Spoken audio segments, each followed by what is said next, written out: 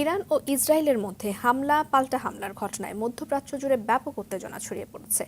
এর মধ্যেই নতুন করে যুক্তরাষ্ট্র থেকে ১০০ কোটি মার্কিন ডলারের যুদ্ধাস্ত্র কিনছে ইসরায়েল।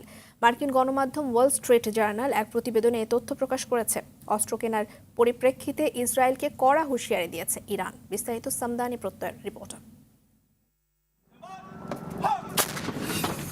ইরান ইসরায়েল দ্বন্দ্বে উত্তাল মধ্যপ্রাচ্যের রাজনীতি।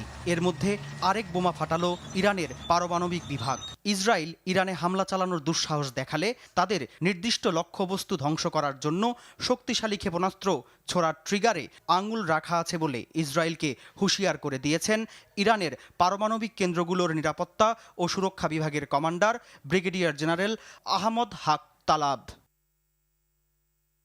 ইরানের পরমাণু কেন্দ্র ও স্থাপনাগুলোতে হামলার ইসরায়েলি হুমকির প্রতিক্রিয়ায় বৃহস্পতিবার এ কথা বলেন তিনি।